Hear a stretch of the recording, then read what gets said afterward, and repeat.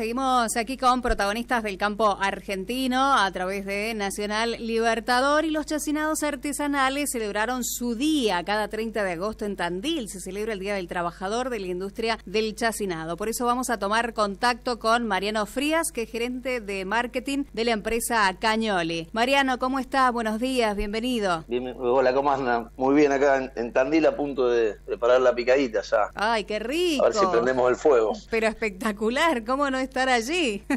Qué bueno, y qué acá bueno.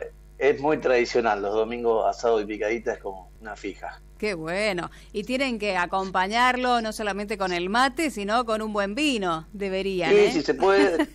Sí. Lo bueno de los fiambres es que es parte de la característica que tienen estos productos, es que marían muy bien con casi todas las bebidas. Uno Claro. puede tomar, siempre hay algún tipo de fiambre que por el condimento, por el perfil de sabor que tiene, puede combinarlo con vino, con cerveza, con gaseosa. O sea, en general es como que es dador universal. Totalmente, Puede Mariano. combinar con... Totalmente. Y bueno, ya que estamos, pan casero. Bueno, qué bueno eso que decís, sí. La panificación es otra de las cuestiones, digamos, muy importantes cuando uno define una picada. Y con qué pan va a acompañar. Hay panes muy tradicionales, los argentinos tenemos muy buenos miñones, el pan de campo también es muy bueno, el pan francés también tiene un sabor particular. Lo importante ahí es ahora todo el agregado que se puede hacer de fibras a los panes o el tipo de harinas, que también ayuda de alguna manera. Todos sabemos que los fiambres son productos altos en grasa. Uh-huh. Entonces de alguna manera uno con el panificado puede agregar algunas fibras, inclusive ahora recomendamos mucho que las picadas se ponga un poco de frutos secos, porque es lo que nos ayuda después a digerir mejor las grasas esas que vamos a comer, porque son riquísimas, pero obviamente hay que tratar de equilibrar siempre la preparación que uno hace para que sea lo más saludable. Mariano, ¿cómo fue que surgió este festejo allí en Tandil? Mira, nosotros el Día del Chacinado Artesanal surge de alguna manera porque la industria, como que hay una diferencia entre lo que fue la industria frigorífica y lo que se conoce como los chacinados artesanales. Hay un momento de la historia como que empiezan a tener como una identidad propia los chacinados. Uh-huh. Nosotros siempre decimos que los chacinados son de mano de obra intensiva, y en cada pueblo, en cada lugar donde hay algún inmigrante italiano o europeo, siempre hay algún emprendedor que está haciendo alguna receta traída de Europa, y siempre es de mano de obra intensiva. Entonces se festeja más que el día de la industria del chacinado, es el día del trabajador. Y para nosotros en Tandil, que tuvimos en 2011 nuestra denominación de origen, y que es un pueblo que hace ya más de 100 años que elabora chacinado, yo participo de una de las familias, que es la familia Cañoli, que la fundó un inmigrante italiano, pero hay otro montón de familias acá que de alguna manera se nutren de esta industria, y para nosotros es el momento que empiezan todas las celebraciones. Empezamos con todas las actividades que promueven nuestra cadena de valor, porque como decimos, como es de mano de obra intensiva, uno lo que hace es transformar la materia prima que viene del campo en productos con valor agregado y darle, con la denominación de origen, un perfil exportador, y eso mejora a toda la comunidad, ¿no? Claro. Y para nosotros por eso es importante celebrarlo. Totalmente, y hoy justamente es el Día del Inmigrante también, así que tienen mucho que ver, y la familia Cañoli más aún en lo que estamos hablando. Sí, bueno, totalmente. Nuestra empresa la fundó el hijo de un inmigrante italiano. Acordate de todos los inmigrantes que venían, en ese momento no había tecnología como hay ahora, uh-huh. Y la mayoría sabía hacer salazones, digamos, o embutidos, porque era la manera que tenían para conservar alimentos. Vos no podías tener una heladera, ¿viste?, donde ponías algo y lo dejabas para comer a futuro, o un congelador como tenemos ahora. Entonces, en ese momento, el que no sabía la técnica de curado de carne no tenía carne para comer, para darle a la familia. Entonces, todos los que venían sabían, y encontraron acá en Argentina algunos lugares donde pudieron seguir haciéndolo, y después ya también empezó a tener un perfil distinto, porque nosotros acá teníamos más carne vacuna que los europeos. Entonces empezaron a desarrollarse algunos productos con más carne vacuna, y eso le fue dando identidad a nuestra chacinería, a la chacinería argentina. Hablabas, Mariano, de la importancia de lo artesanal y del valor agregado, pero además este es un sector que mueve mucha mano de obra, ¿no? Muchos puestos de trabajo también. Sí, totalmente, porque vos acordate que, por ejemplo, todo el proceso del desposte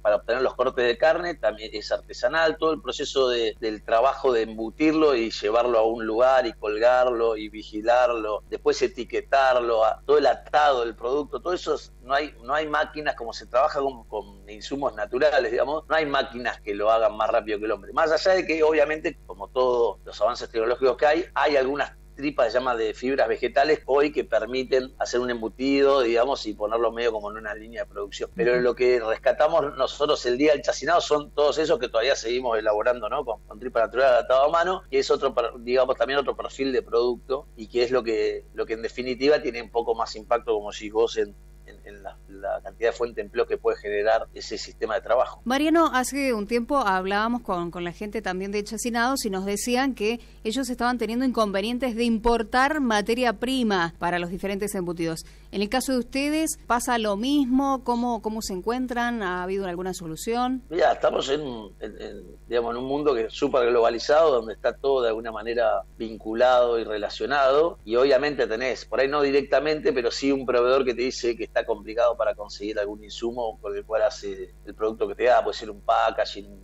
alguna etiqueta. Entonces, de alguna manera siempre estás afectado, pero también me parece que al menos nosotros, digamos, tenemos siempre la cultura, digamos, la característica de tratar de pensar en adaptarnos, digamos, ¿no? Siempre hay que estar flexible porque, digamos, es una característica de nuestro país, digamos, que es muy dinámico y que uno, si quiere mantenerse y sostenerse, tiene que estar continuamente tratando de adaptarse. Nosotros, te digo, para que vos te des una idea, digamos, a qué nivel lo llevas esto en términos conceptuales, ¿no? Nosotros siempre contamos la experiencia que hay en la fábrica, hay un maestro especiero, ¿no? Y los condimentos no siempre vienen iguales, no es que es estándar un condimento que es algo natural no viene siempre igual, puede tener mayor o menor intensidad y es un detalle, ¿no? Pero esa persona se ha vuelto experta en saber, por ejemplo, de acuerdo a cómo viene el ajo, viene la pimienta, hacer una evaluación y determinar qué cantidad de condimento va en una receta, porque él es el que sabe. Y a ese nivel, cuando uno está adaptándose a esos niveles, imagínate que estás todo el tiempo tratando de ver cómo haces lo mismo con los elementos que tenés a disposición. Pero sí es verdad que, como todo, golpea a todos los sectores la coyuntura, digamos, macroeconómica, pero hay que ponerle el pecho. Claro, porque a medida que vas contando, ¿no? Si no tuvieran ese maestro especiero, la verdad que el producto final cambia, entonces hay que cuidar cada detalle. Eso es ojo, inclusive capaz que para un consumidor que no es experto, ese cambio no lo llega a percibir.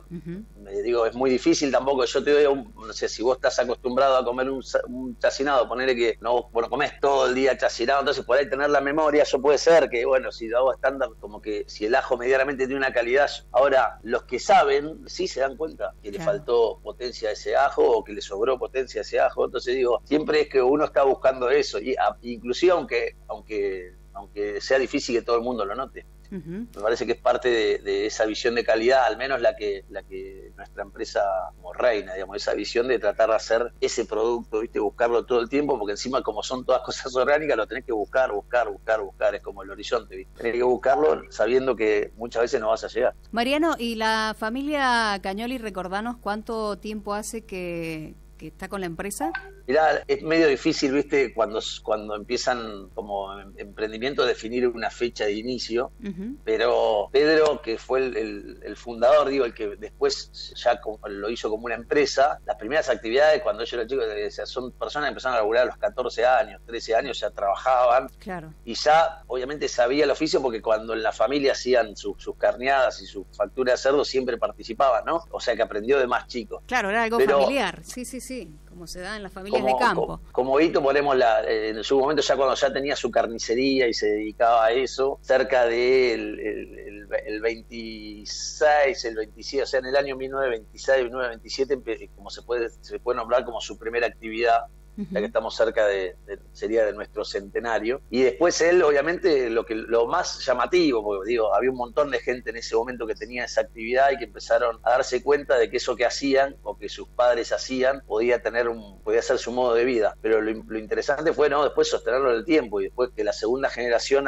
tome eso, y aparte de tomarlo y respetarlo y cuidarlo, lo desarrolla aún más. La tercera generación, que es la que maneja la empresa ahora, ya con una denominación de origen lograda, exportando a los principales mercados de Latinoamérica. Nosotros vendemos nuestros productos en Colombia, en Perú, en Brasil, en Paraguay, o sea, siempre con el mismo amor, digo, el mismo cuidado, pero siempre tratando de crecer y desarrollarnos. Y ya ahora con los chicos, digamos, los hijos de los chicos, en la cuarta generación, ya teniendo algunas actividades dentro de la empresa, así que la verdad que pertenecer a ese grupo de trabajo es para todos una experiencia muy linda. Mariano, hablas de la certificación, de esta denominación de de origen, ¿es para todos los productos o es para alguno en especial? No, siempre que se habla de un sello de origen, por ahí para explicar a la gente, es cuando vos decís que un producto es distinto porque se hace en un lugar, o sea que siempre es sobre un producto específico, en nuestro caso es el salame de Tandil, aunque obviamente en términos generales cualquier chacinado que se hace acá podría estar dotado de alguna de las características que certifica la denominación de origen, pero el producto es uno. Para explicar a la gente qué es una denominación de origen, la más conocida o el caso que más nos puede haber pegado a nosotros, hay dos que son importantes, es el caso del Roquefort. Nosotros antes cuando éramos chicos comprábamos Roquefort y en un momento desapareció de las góndolas el queso Roquefort y empezó a estar el queso azul. ¿Por qué? Porque Roquefort era una denominación de origen que nuestro código alimentario mal usaba y le ponía el nombre Roquefort a productos que no eran de Roquefort. Entonces ellos lograron proteger la denominación de origen. Con el salame de Tandil pasaba parecido. En el resto de Latinoamérica, en el norte de Argentina y en otros lugares se usaba el gentilicio tandilero para identificar un tipo de producto. Entonces lo que se hace es protegerlo para que la gente, al menos la que quiere conocer el verdadero salame de Tandil, tenga alguna certificación que le indique que ese producto es el verdadero salame de Tandil o el genuino, y que los otros pueden ser tipo, pero no son el original de alguna manera, ¿no? Claro. Entonces pone en valor y protege, por un lado eso, y por otro lado, dentro de 100, 200, 300 años, cuando ya la tecnología no sé a dónde nos va a llevar, porque ahora ya se habla de que están haciendo en una impresora 3D un bife de chorizo, o sea, imagínate que no sabemos dónde va a ir el mundo de los alimentos, que el que quiera hacer un salame de Tandil tenga que ir a ese protocolo de producción, no puede haber otro salame de Tandil que no sea ese. Entonces, claro, tienen que seguir esos parámetros, ¿no? Totalmente, el método de elaboración, las carnes utilizadas, el tipo de condimentos, la técnica las técnicas, ¿no? De embutido, de atado, de cortado, todo eso está protegido en el protocolo y uno no puede hacer un salame de Tandil si no lo hace así. Entonces de alguna manera es como que vos protegés ese patrimonio gastronómico que tiene la ciudad y lo protegés para las generaciones futuras, ¿no? Totalmente. Bueno, acá nos preguntan cuál es la diferencia entre una salazón y el embutido seco, Mariano. Cuando hablamos de chacinado hay varias categorías. Salazones son los productos que, como sale el corte del animal, se salan y se curan. Salar es un proceso donde la carne va absorbiendo sal para lograr su cura, su inocuidad, y después el secado va sacando humedad de la pieza para darle durabilidad de alguna manera, ¿no? Y los más conocidos en nuestro caso son la bondiola de jamón crudo. Esas son las salazones curadas principales. Y los embutidos son productos que las carnes y los tocinos se cortan primero, puede ser, hay que definir el tipo de picado, puede ser un picado fino o un picado grueso, o algunas variantes, que hay gente que hace picado fino a la carne y el picado grueso el tocino, o sea, digamos, después tenés combinaciones entre eso. Toda esa preparación se condimenta, ya se le ponen, ahí definís el perfil de sabor producto, pues la condimentación básica es sal, pimienta y ajo como la base de casi toda la salaminería, y después se le agregan, si son tipos italianos se le agrega hinojo, ají molido, y si son tipos españoles más para el lado del pimentón. Eso se amasa, se pone dentro de una tripa, que nosotros usamos tripas naturales, y se ata de alguna manera que te permita colgarlo para después que lleve un proceso de secado y de curado final, que en una cantina, que son como dos fases de temperatura distintas, y ahí vos lográs tu embutido seco. O sea, esos son como la diferencia entre un salazón, que es solamente el músculo como está del animal, se sale y se cura, y el embutido seco, donde las carnes se pican, se preparan. Siempre es mucho más fácil detectar la calidad de una salazón, porque es muy difícil hacer una salazón que no parta de una materia prima que uno conoce. En los embutidos, a veces para el consumidor es más difícil saber de qué están hechos, por eso siempre como los productos más especiales son salazones que los embutidos secos. Perfecto. Bueno, Mariano, muchas gracias por este contacto con protagonistas del campo argentino. Desearles lo mejor y bueno, que siga esa industria para adelante. Bueno, muchísimas gracias a ustedes. Los invitamos a todos a Tandil. A pesar de la celebración del chacinado, tenemos la Semana de los Sabores ahora en septiembre, donde se hace el primer concurso de recetas regionales y una ruta de recetas regionales que va a estar muy linda para disfrutar. El Chacinar en noviembre, que es la fiesta del salame y el cerdo de Tandil, donde esperemos hacer el salame más largo del mundo, así que los invitamos a todos. Y ya después, en abril del año próximo, el bicentenario de nuestra ciudad, que también seguramente acompañaremos al municipio con algunas actividades de nuestro sector. Mariano, ¿cuánto tiene que medir para hacer el salame más largo? Mirá, nosotros veníamos compitiendo contra nosotros mismos con el tema del salame más largo, sí. Pero este año una fábrica de Giles hizo un salame de 138 metros, y después los chicos de Oncativo, creo que también es una zona muy reconocida en términos de chacinados artesanales, hizo un salame creo que de 150, así que deberíamos estar cerca de los 160 metros para recuperar el récord Bien, del salar bien. más largo. Bueno, vamos a ver qué pasa. Me imagino que ya estarán trabajando en eso también. Y mencionaste las recetas. Qué importante ir pasando esas recetas de generación en generación, como vos mencionabas, dando ese gusto, esa particularidad para ir compartiendo también. Totalmente. Es bueno que los pueblos, digamos, que nos manifestemos a través de lo que preparamos para comer. Es una linda manera, digamos, de que nos conozcan, y eso creo que están haciendo los chefs de Tandil. Es algo muy importante, digamos, porque los productos, nosotros hacemos productos como para que la persona coma, pero también cada vez que un turista visita la ciudad y se pone en contacto con el sector de gastronomía, con los restaurantes, con los bares, también se puede aprender mucho de nuestro pueblo en esos lugares. Totalmente, y es lo que apunta hoy en día el turista, a involucrarse, a conocer lo que está, en este caso, comiendo, lo que está viendo, cómo se hace, cada detalle, ¿no? Se busca eso hoy en día, es muy activo el turista. Sí, y por suerte, provincia de Buenos Aires, estamos cada vez más, digamos, por ejemplo, Mar del Plata ha tenido un desarrollo gastronómico muy importante, un montón de gente que va hoy a Mar del Plata a hacer algún tour gastronómico. Esas son las cosas que tenemos que empezar a lograr, ¿no? Que la gente se mueva a tener experiencias sensoriales a través de los sabores, y eso es lo que nos guía a hacer este tipo de actividades. Bueno, Mariano, tendremos que hacernos un viajecito a Tandil entonces para conocer de cerca la empresa. Muchas gracias, muy amable. Nos vemos pronto. Un saludo. Un abrazo, hasta luego. Estábamos escuchando a Mariano Frías, gerente de marketing de la empresa Cañoli. Protagonistas del campo argentino.